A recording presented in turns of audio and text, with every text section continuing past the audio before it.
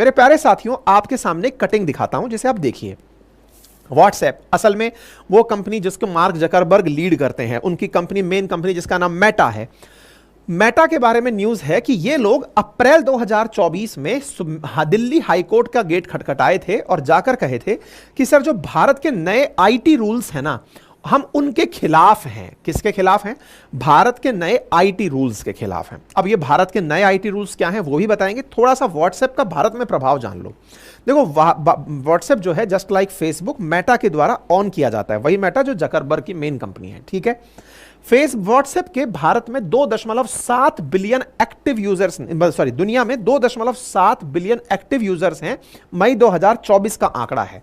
लगभग 100 देशों में यह काम करता है और इसके साथ साथ हाईएस्ट नंबर ऑफ व्हाट्सएप के जो एक्टिव यूजर्स हैं वो वर्ल्ड में इंडिया के अंदर हैं, जो कि लगभग 53 करोड़ मंथली यूजर्स के साथ काम कर रहा है। महिला और पुरुषों का एक जेंडर रेशो यहां पर है और यहां पर जनता के बारे में पता चलता है कि हर महीने व्हाट्सएप पर कम से कम 18.6 घंटे भारत के लोग बिताते हैं एक महीने के अंदर। सोशल मीडिया में WhatsApp favourite social media platform है, जिसका कि इंटरनेट पर 15.7% यूजेस इंडिया के अंदर है, ठीक है। एक उम्मीद की जाती है कि 2025 तक भारत में लगभग 80 करोड़ यूजर होंगे व्हाट्सएप के। तो ये एक बड़ा नंबर है। इतनी बड़ी आबादी का 60% अगर हिस्सा व्हाट्सएप यूज कर रहा है तो व्हाट्सएप भारत के लिए बहुत ज्यादा रिलेटेबल कंटेंट हुआ। अच्छा साहब, अब इसकी लड़ाई किस तरह से शुरू होती है अब वो सुनिए। हुआ क्या कि भारत सरकार ने व्हाट्सएप से कहा वर्ष 2018 में कि भैया आप हमें यह बताने का कष्ट करिए कि जो आप पर मैसेज आ रहे हैं ना वो कहां से आ रहे हैं। अब ये सवाल को थोड़ा और आसान करते हैं। आपके पास कोई मैसेज आया और उस मैसेज में लिखा हुआ आया कि फलानी जगह दंगे भड़क गए और आप जल्दी अपना सामान लेकर के भागिए या फिर लड़ने का सामान लेकर के मौके पर पहुंचिए। आपको एक मैसेज आता है अननोन नंबर से, लेकिन उसमें जगह वो लिखी जाती है जिसे आप पहचानते हैं।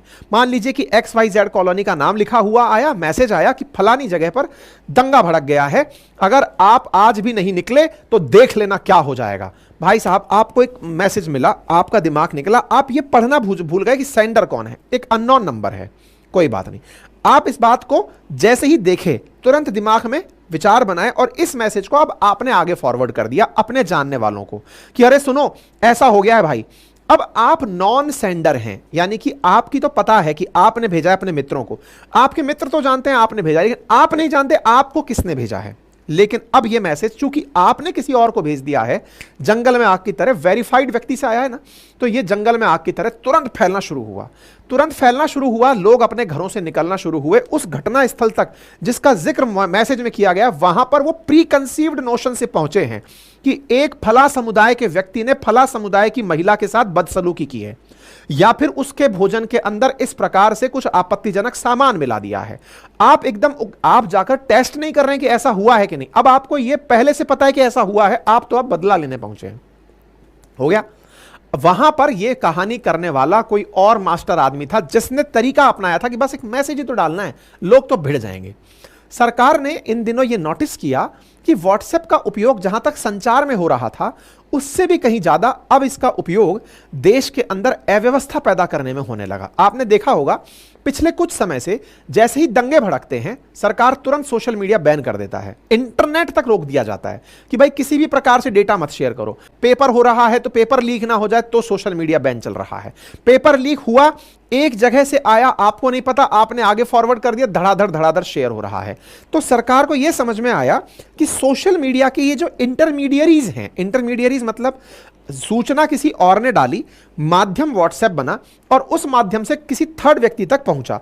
तो ये जो मध्यस्थ लोग हैं ना, इन मध्यस्थों की भूमिका में अगर किसी से यह पूछ लिया जाए कि यार केवल यह बता दो कि ओरिजिनल मैसेज किसने भेजा था, मतलब समझना, किसी एक्स व्यक्ति ने कोई भी ऐसी जानकारी, ये एक्स व्यक्ति था, इसने आपके पास कोई जानकारी भेजी, आप वाई हैं, वाई ने अपने द्वारा 3 जगह जानकारी और भेज दी, ए बी सी के पास।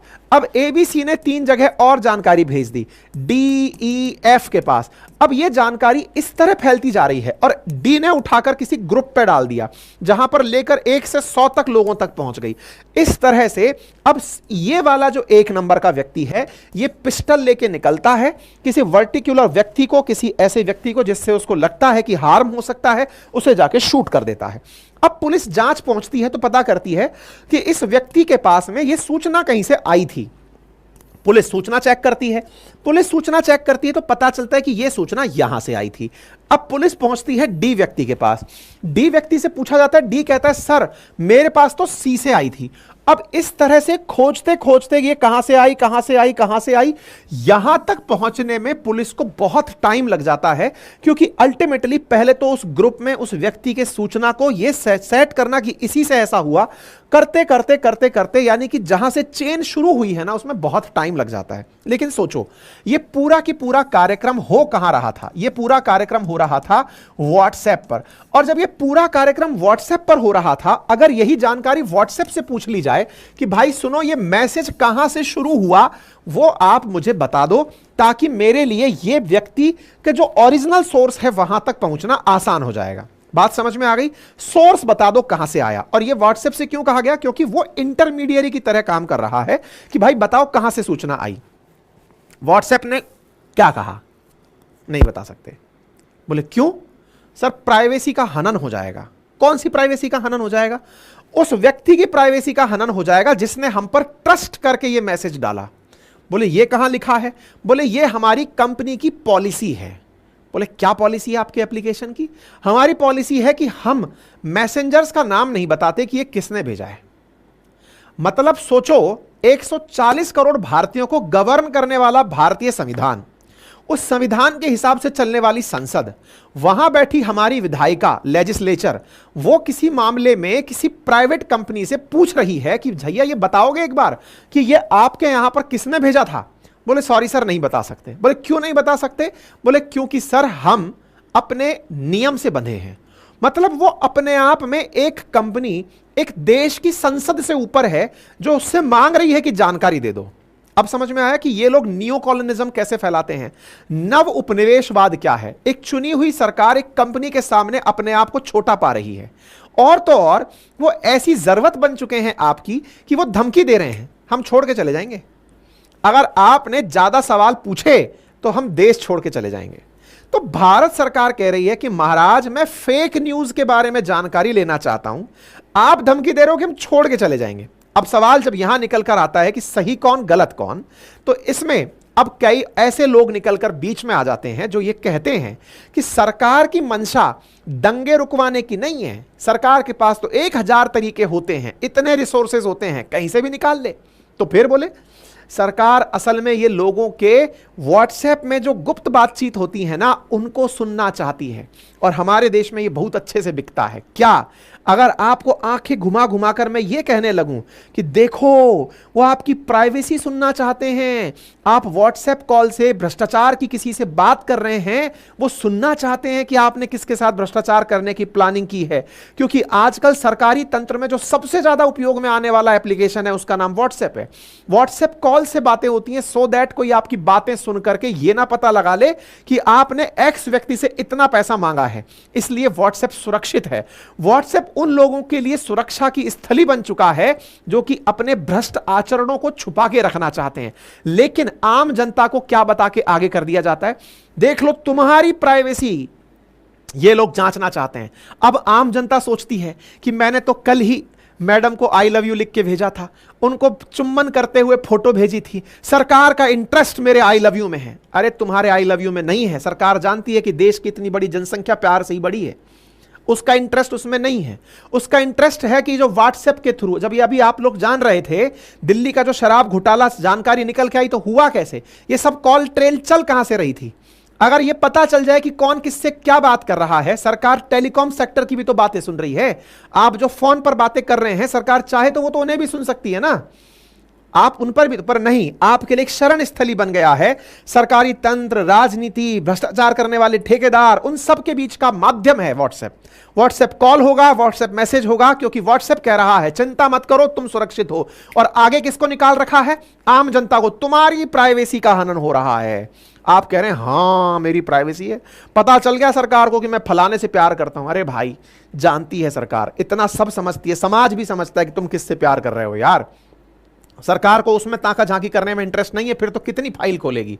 असली इंटरेस्ट इसका है कि जो दंगा भड़का के तुम्हारी करोड़ों की संपत्ति नुकसान पहुंचा दिया, जो व्हाट्सएप पर पेपर लीक करके इतने युवाओं के भविष्य के साथ खिलवाड़ कर दिया, उस व्यक्ति को पकड़ा जाए जिसने ये सबसे पहले पेपर डाला था व्हाट्सएप पर या टेलीग्राम पर। समझे? इसलिए सरकार ने इनसे कहा कि कम से कम ये बता दो ओरिजिन कहां से हुआ। अब ये अपनी पॉलिसी बीच में लेकर आ गए। सर पॉलिसी है हमारी, और पॉलिसी के साथ साथ और तो और सर हमारी सुरक्षा बड़ी स्ट्रांग है। बोले क्या स्ट्रांग है? सर हमारी सुरक्षा में हम एनक्रिप्टेड करके मैसेज भेजते हैं। बोले कैसे? बोले सर मान लो आपने अगर किसी व्यक्ति को मैसेज भेजा तो हम उसको एंग्लम बेंग्लम में बदल देते हैं, कोड लैंग्वेज में बदल देते हैं, एक सर्विस की लगाते हैं, सर्वर की डालते हैं। आपका मैसेज आपने यहां से आई लव यू भेजा, हो सकता है यहां पर पहुंच रहा हो 50, 90, 80। अब आप बीच में अगर झांक भी रहे होंगे तो पढ़ नहीं पाएंगे, क्योंकि हमने सर इस पूरी चीज को की से प्रोटेक्ट कर दिया, जैसे हम एनक्रिप्शन बोलते हैं। और बोले फिर, बोले अगर किसी एक्स व्यक्ति से पहुंचकर दूसरे के पास जाता है तो वो कोड उसका फोन नंबर है, वो जैसे ही उस फोन नंबर को उस पर डालता है उसका वो मैसेज खुल के चला आता है। तो सर हमने डिक्रिप्ट करने के लिए उस व्यक्ति की पहचान को डिक्रिप्शन में डाल दिया। यानी कि अंकित ने अगर अवस्थी को मैसेज भेजा तो अंकित से अवस्थी तक जाने में मैसेज में जैसे ही मैसेज टाइप हुआ हमारे सर्वर में आते वो एंग्लम बेंग्लम में बदल जाता है, वहां से पहुंचता है कहीं और, फिर उसके पास में वो जो उसका जो पर्टिकुलर नंबर है वो उसका डिक्रिप्शन कोड है, जैसे ही वहां पर पहुंचेगा फ्लैश उसको ओरिजिनल रूप में होगा। सर हम तो बदल के काम करते हैं। भाई बहुत तगड़ी सुरक्षा करते हो यार, क्योंकि अल्टीमेटली तुम्हारी ये सुरक्षा ही तो सबसे बड़ी चीज है। तो ऐसी स्थिति में यार तुम्हारी प्रति तो इज्जत बढ़ गई कि तुम तो लोगों की इतनी प्राइवेसी का ख्याल रख रहे हो। और आप और हम इस मुद्दे में जुड़ क्यों जाते हैं? क्योंकि हमको केवल और केवल इस बात का डर है कि यार हमारे व्हाट्सएप मैसेज घर वाले ना पकड़ ले, कहीं कुटाई हो जाए, बस इतना सा डर है। घर वालों के अलावा हमें सरकार का डर है ही नहीं। सरकार अगर आपके 2-4 मैसेज देख भी ले कि यार ये अश्लील मैसेज भेज रहा था, अश्लील मैसेज भेजने की काउंटिंग करने लगोगे ना तो पहाड़ की पहाड़ निकल आएंगे कि यार यहां तो चल ही यही रहा है, मीम और मजाक ही चल रहा है। सरकार का इंटरेस्ट उसमें प्राथमिकता से नहीं है। देश में और भी बहुत सारे प्राथमिक कार्य हैं। आप लोग पेपर की तैयारी कर रहे हैं, इंतजार में बैठे हैं कि मेरा पेपर कब होगा, हो गया, लीजिए व्हाट्सएप पर आ गया, फिर क्या कीजिएगा? है दंगा भड़क गया, कभी भी पत्थरबाजों को बुलाया, ठग से मैसेज डाला, सब लोग चले आए, पता ही नहीं चल रहा है मैसेज किसने डाला है। उससे बचने के लिए सरकार नियम लेकर आई। नियम के लिए बकायदा सरकार ने 2021 में मेटी के माध्यम से आईटी एक्ट्स यानी कि information technology intermediate guidelines and digital media ethic code rule 2021 जारी कर दिया कि देखो हमने प्यार से मांगा आपसे कि हमें बता दो कौन है, लेकिन आप लोगों को अब हमारे नियम ही रोकेंगे। सरकार ने बकायदा 2021 में एक रूल निकाला और कहा इन इंटरमीडियरीज से, इंटरमीडियरीज बोले मध्यस्थ जो हैं, इनसे क्या कहा?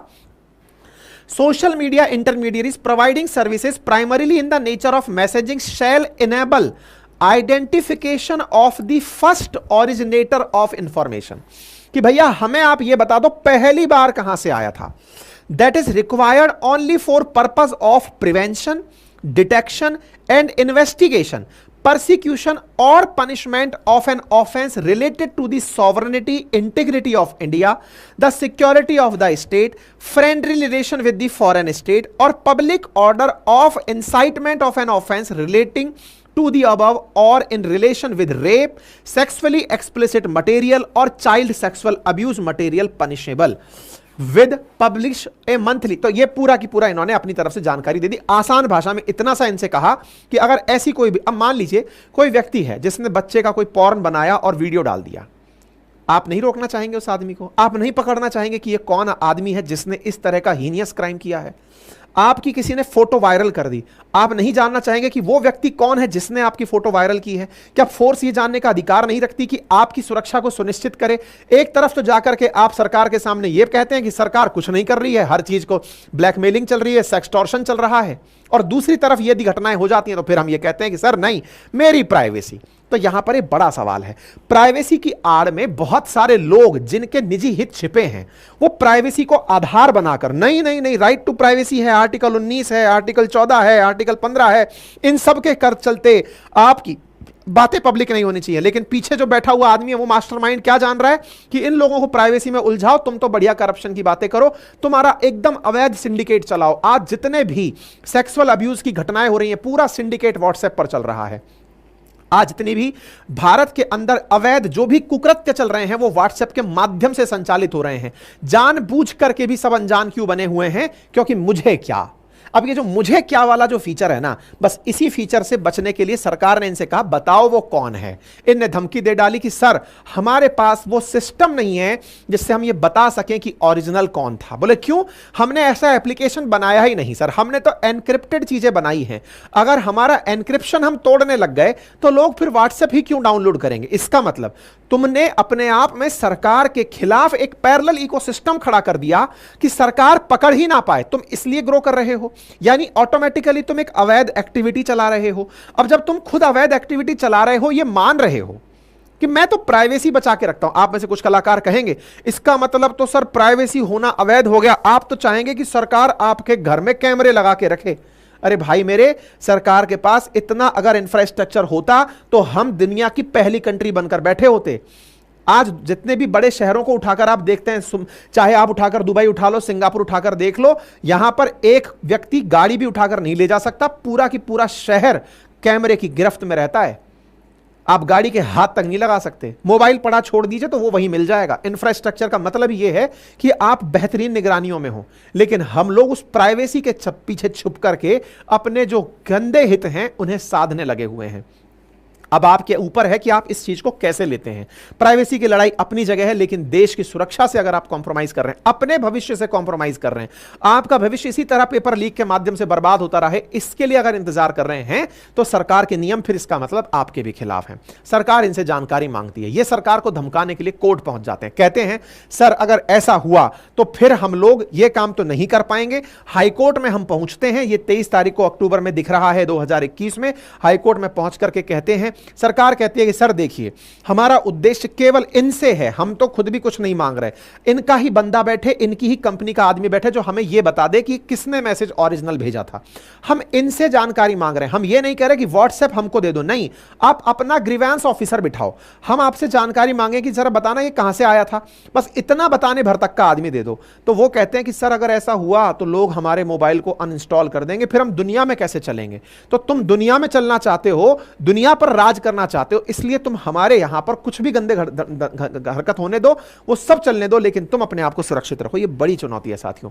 दिल्ली हाईकोर्ट में पहुंचा, दिल्ली हाईकोर्ट ने कहा कि एक काम करो भाई, इसका मध्यम मार्ग निकाल लो। सरकार से कहा कुछ ऐसा रास्ता दे दो ताकि ये लोग भी कर पाए। तो दोनों के बीच में चीजें चल रही हैं। व्हाट्सएप कह रहा है कि सर हम ऐसा नहीं कर सकते। अच्छा, अब व्हाट्सएप के समर्थन में जो लोग पहुंचे, जो वकील साहब पहुंचे, उन्होंने दलील क्या दी? उन्होंने दलील दी कि सर देखिए आज कोई घटना घटी, सरकार साल भर में जांच करती है मान लीजिए, हालांकि नए भारत के अंदर जो नया कोड आया उसमें 45 दिन 60 दिन का क्लॉज डाल दिया है, पर बोले सर इतना डेटा हमें फिर सुरक्षित रखना पड़ेगा। पता चल रहा है कि भारत सरकार कह रही है बताओ पिछले साल इस व्यक्ति ने किसको डेटा भेजा था, तो हम सर डेटा को इतना दिन तक कैसे सुरक्षित रखें, आप ही बताइए।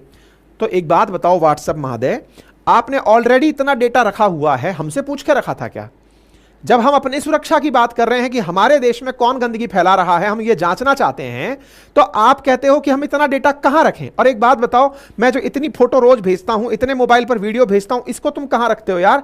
मैं साल भर पिछला भी डेटा जब ट्रोल वो करके निकालता हूं तब भी मुझे वही वो डेटा मिल जाता है। इसका मतलब डेटाबेस तो तुमने कहीं बना रखा है, उसमें ऑलरेडी डेटा रखा हुआ है। ये रिवर्स आर्ग्यूमेंट किस बात का कि हमें इतना डेटा सुरक्षित रखना पड़ेगा? व्हाट्सएप चैट हिस्ट्री निकाल लो, व्हाट्सएप मैसेजेस निकाल लो, आपके सारे के सारे व्हाट्सएप डेटा आपके मोबाइल में डले हुए हैं, आपने वो भी तो कहीं रखे हैं ना सर, सर्वर पे। सरकार मांग रही है तो आपको जोर आ रहा है, लेकिन आप खुद से रखे हुए हैं तब कोई दिक्कत नहीं है। तो ये दोहरा चरित्र है, ये आपको समझने की आवश्यकता है साथियों कि आपके लिए क्या उचित है। यह बात सत्य है कि इसका कोई मध्यम मार्ग निकाला जाए, जो हाईकोर्ट ने कहा। मध्यम मार्ग से मतलब जनता के ट्रस्ट के लिए सरकार उसमें डायरेक्ट इंटरफेयर ना करे। अगर जनता का ट्रस्ट व्हाट्सएप पर भी बना रहे और सरकार पर भी, तो क्या करे? सरकार की तरफ से कोई व्यक्ति केवल व्हाट्सएप से जानकारी लेता रहे, भाई तुम ये बता दो, मैं नहीं झांक रहा तुम्हारे सिस्टम में, तुम देखकर बता दो पहला आदमी कौन है। लेकिन हाँ, ऑथराइज करके किसी आदमी को बिठाना जिससे कि जांच एजेंसी पूछ सके, जिसे ग्रीवांस ऑफिसर कहते हैं, कि उससे हम पूछें तुम्हारे डेटा में तो सब पता है ना, तुमको तो यार इतनी क्लेम तुम्हारे ऊपर लग चुके हैं कि तुमने डेटा बेच दिया, तुमने इतने लोगों की जानकारी बेच दी, तुम फालतू में 100 चूहे खा के बिल्ली हज को जा रही है, तुम्हारा पहले ही नाम इतना ज्यादा विख्यात हो रखा है। तो ऐसी स्थिति में कृपया करके तुम्हारा एक आदमी बिठा दो, ये मध्यम मार्ग है। ठीक है, अब देखना होगा होता है क्या। लेकिन हाँ, व्हाट्सएप के बारे में जानकारी पूछी जा रही है, सर व्हाट्सएप जा रहा है क्या, तो साहब व्हाट्सएप जाए या ना जाए, लेकिन देश की सुरक्षा से सरकार किस तरह हैंडल करेगी ये आप पर निर्भर करता है। बाकी आप इस विषय पर क्या सोचते हैं, अपनी राय जरूर कमेंट बॉक्स में रखें।